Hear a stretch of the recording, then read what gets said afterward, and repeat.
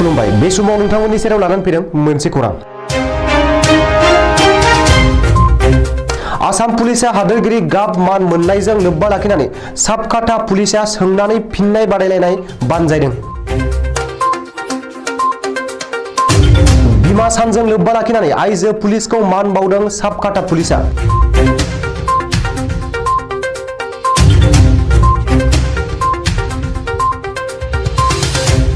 फैगौ 10 मे अक्ट'आव आसाम पुलिसनो मानिनां नखर मन्थ्रि अमित शाह बिथांनि आखाइजों गथायनाय जागोन हादोरगिरि गाब मान। बे रंजानायजों लोब्बा लानानै गासै आसाम नाङै पुलिसनि बिफाननि गेजेराव रंजानाय आरो बायदि बायदि हाबाफारि बानजायनानै रंजानायखौ नुजाहोदों। दिनैबो साबकाटा पुलिसनि बिबानगिरि शिवा प्रसाद कलितानि दैदेननायाव 188 नं साबकाटा गुदि फरायसालि, गेजेर फरायसालि, आनन्द मठ माहारियारि फरायसालि आरो साबकाटा गोजौ फरायसालिनि गोबां फरायसाफोरखौ लानानै सोंनाय फिननाय बादायलायनाय हाबाफारि लानाय नुनो मोननाय जादों।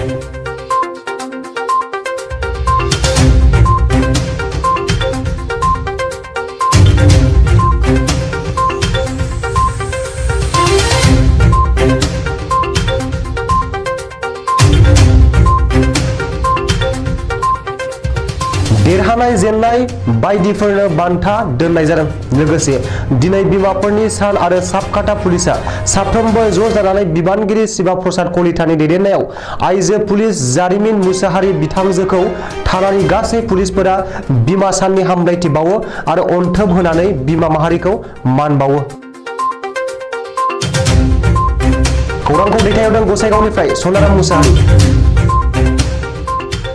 কার্যসূচী হয়েছে আমার সাবকাটা আরক্ষী চকী ভারপ্রাপ্ত আরক্ষী বিষয়া শিবপ্রসাদ কলিতা ডাঙরিয়ার উদ্যোগত 188 নং সাবকাটা এলপি স্কুলত এখন কুইজ কম্পিটিশন অনুষ্ঠিত করা হয়েছে। উক্ত কুইজ কম্পিটিশনত আমার অত অঞ্চলের বিভিন্ন স্কুলের পৰা 100 অধিক ছাত্র ছাত্রী ইয়াত উপস্থিত হয়েছে।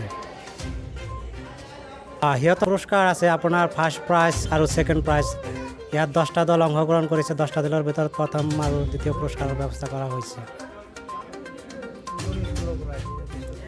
ইয়াত আপনার সাবকাটা হাই স্কুল, ইফালে আনন্দমঠ জাতীয় বিদ্যালয়, সাবকাটা ME school, Matiapara ME school, হাওড়িয়াপেটের পৰা আহিছে ছাত্রছাত্রী।